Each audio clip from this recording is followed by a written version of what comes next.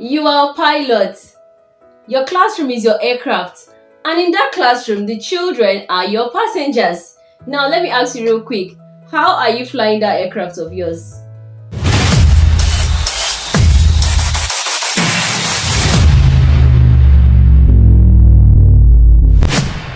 Hi, my name is Agatha, also known as the Enthusiast. Here I post educational content and tips for educators. If this is your first time of watching my video, you're welcome. Please hit the subscribe button and also the notification bell so that whenever I post new content for you, you'll be the first to know. So today we're going to be talking about the 3R system of classroom management. Yes, so the analogy I gave earlier is a simple definition of what classroom management is. You have a classroom and you are the pilot of that classroom. Your children or pupils or students being your passengers. How are you flying your aircraft? You know, with an aircraft, you're bound to meet different kinds of weather. Stormy weather, peaceful weather, there could be turbulence and all of that. So when this crisis comes or when you meet a stormy weather, how do you handle your aircraft and your passengers? So before I highlight the 3R system of classroom management, I would like to point out something which is very important, and that is the fact that you need to be in charge. Yes, you need to show that you are the authority or the head of your classroom. And when I say this, I do not mean you become a bully in your class or a scarecrow or make your children uncomfortable. No, I do not. That's not what I mean. It's easy. All you need to do is follow these few tips I'm going to be highlighting for you to show that you are the authority in your class. And they're simple. The first is that you make your instructions clear and precise. Make your instructions clear and precise. If you want to give an instruction, say it the way you want it to be done. No ambiguity. Do not confuse the children. Another thing is that you need to show confidence in what you do, in your stance as the classroom teacher. Yes, your composure, your posture, the way you comport yourself in different situations matter a lot. Your children are watching. They know when you're happy. They know when you're sad. They know when you're angry. And how you handle different situations will determine how they will respond or to you as the teacher in the classroom. So at all times, show confidence and comport yourself. Show good composure. Another thing is that you need to dress well, smell well. These things might look so little, but they go a long way to how they perceive you as their classroom teacher. So put all these things into consideration, and you will see that psychologically, with very minimal effort, your children will be able to listen to you easily and follow your instructions. Another thing is that you need to be an organized person. You need to be organized. Now, one of the things we struggle with as educators is getting our children to be organized in their dealings, in activities. Follow the steps you have put out for them. Now, if you as the teacher is not organized and you do not follow these steps or rules, it will be difficult for them to listen to you. So show good organizational skills, both physically and with the way you carry out your own activities in the classroom. Be organized. It helps them to also be organized and follow instructions properly. So let's look at the first R, which is routines. Now, routines are basic but very important aspects of classroom management. You cannot ignore routines. Now, routines are procedures that you set in your classroom to create a classroom culture.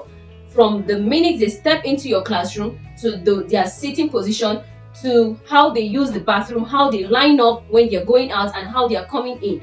There should be a way that things are done. It creates an atmosphere that is organized. And let me tell you one secret. If half of your class already know the procedures for doing things in your classroom, they are the ones who will always remind those who are going out of place. Yes, they will help. In fact, they will be your assistant teachers, correcting every other person who is going out of the routine. Let them know what they're supposed to do from the minute they step into your classroom. What are they supposed to do? After every lesson, what are they supposed to do? During their free period, what are they supposed to do? And how are they supposed to do these things? Now, it goes as far or as little as how they answer questions in your classroom. Every teacher has a unique way of for their children to take permission during every lesson. So let them know how you want them to take their own permission whenever they want to speak. Let there be a bathroom routine. Do they go in groups or do they go one after the other? Let there be a procedure. And how do they even take the permission for them to use the bathroom? All of these things matter. So once you put that in place, you discuss it with them. Half of the class gets it. In fact, every other person is going to get it. Now, one thing you should know is that you have to be consistent with your routines. You don't do something today and then you reinforce it. No, you have to be consistent with your routine. Even when you see that you're falling back, trust me, whenever you remember that, okay, there's a particular routine that we're not following anymore, we need to step up. So you need to wake up and reinforce it, no matter how far into the term or the section you have gone. Now on to the second R, which is rituals. I love rituals because it brings about connection. Yes, it brings about connection. And when you as a teacher are able to connect with your pupils or students, it makes it easy for them to comply to every instruction or every rule that you set in your classroom. Yes, it makes it easy. So the key thing here is for you to create a bond with your children. Now, there are many ways you can do this. First of all, you need to find out what do children need. What are the needs of children? You need to meet their needs. And they're not so hard. Children want affirmations. Children want safety. Give them a safe environment. Children want love. They want a listening ear. Yes, they want their food. It's not so hard. They want freedom. Now, if you're able to provide them with that safety, that listening ear, that love, that care, it's easy for you to bond with them. Get close. Ask them questions whenever they're feeling down. If you notice a change in pattern or behavior, or emotions, you can reach out to them, connect with them, ask questions. Do not be a part of their lives. And there are other things that you can do in your classroom to show that you care as a teacher. For example, celebrate their birthdays. Yes, have a chat like they do with the early years. Have a chat, celebrate their birthdays, make them feel special on their special day.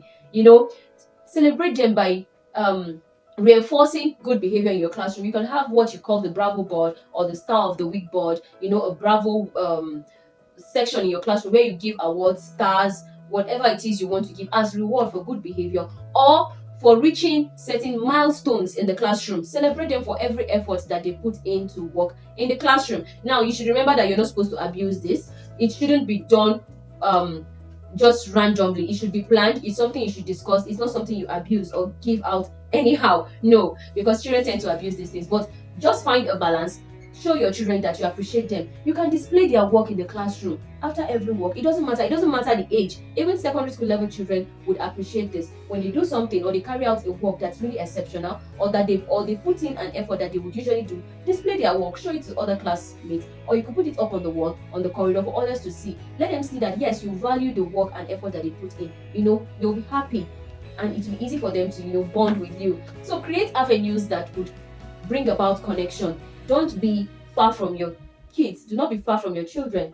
Try to create that bond with them. Another thing you could do is have a kind of body contact routine. Now, by body contact, be careful. I am not saying you should go beyond your boundaries. I'm just saying you could do high fives, handshakes, thumbs up, things that will bring you close. If your school allows, you could give hugs. But you have to be careful. You should know what your school or your region permits and what they do not permit. Now, this should be genuine. This should come from a place of care, and so that your children can really bond with you. Safety is important. Your classroom environment should be safe. It should be warm and homely for them so that they feel comfortable whenever they are in the classroom. Make sure that your decorations or your classroom environment looks clean and neat. It's bright and colorful. Let the lighting in your classroom be bright enough so that you don't have to feel any discomfort whenever you're writing or carrying out any activity. Now, you should be intentional about the positioning of your chairs, tables, and shelves and whatever you have in the class so that there's free movement and so that they feel that sense of freedom, that sense of homeliness in the classroom. So these things might look so little, but they are very important because they go beyond the physical. It also affects them psychologically. Now, on to the third R, which is rules. We cannot do without rules, especially in the classroom. Yes, we have school rules, right? But we need to also have classroom rules. Now, there are tips I'm going to give you, and the first one is that it is important for you to make the rules with your children. Yes, make the rules with your classroom. Do not make the rules and you just put them up there for your children to see. No, it's important that before you make your rules, especially at the beginning of the term or at the beginning of the session, sit with your children, especially during the back to school week. Sit with them, discuss what is right and what is wrong, and then let them know that, okay, in order for us to avoid the consequences of these bad circumstances or these bad outcomes, we're going to be making rules. So you sit with them, bring up a scenario, ask them, okay, when we do this negative scenario, what happens? they will tell you the negative outcome. Now you tell them, okay, for this reason, we will not be doing this. Instead, we will be doing this. Now, it's also important that when you're making rules, instead of focusing on the negative part of the rule, that is telling them what they shouldn't do, it's important that you tell them what they should do instead. Yes, instead of telling them, do not, do not, do not, why not say, do this, do this, do that? It brings about positivity in the classroom, and it doesn't make them feel like they are being restricted, they are being caged. Now, we need to promote this positive mindset in the classroom, and discussing it with them makes it easy for them to follow through. By the time one person breaks a rule, you remind them, we discussed this, okay, now you know that this is in the negative, and you know the outcome. It's easy for them to remember, and even in the process of making the rules, you're bonding with them. Yes, now do not make your rules too many so that they can follow through. And there's one thing you should know when it comes to rules: ensure that your rules cover 3 areas, which is the care for self, care for their friends, and care for their environment. Now, care for self involves them, things that will not harm them. Now, care for friends involves things that will not harm their friends or their classmates, like hitting, bullying, not sharing. That is it. And then for the environment, it involves the furniture, the doors, the tables, chairs, things they should do, whether it's stopping their chairs or shutting the door without banging it, and all of that, not breaking school property or classroom property. Now, that involves care of the environment. So your rules should at least cover these 3 areas. It gives a balance. Now, implementation of rules. When it comes to implementation of rules, you need to be careful. The first thing I would say is be fair. Be fair. There is no favoritism when it comes to implementation of rules. Everyone is treated equally. Now, teachers tend to have favorites. Please do not do that in your classroom. If you've been doing that, stop it.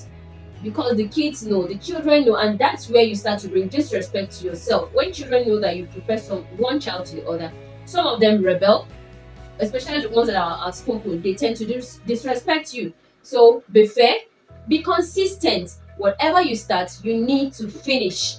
After creating your rules, you need to put them somewhere that the children can see. Yes, you can post them in the classroom, print them out and paste them in the classroom where everyone can see, so that it's easy to reinforce. When someone breaks a rule, it's easy for you to refer them back to the post that you all agree on. Now, do not forget, you need to reinforce. Another thing is, let there be consequences for every rule. Now, this is where a lot of teachers get it wrong.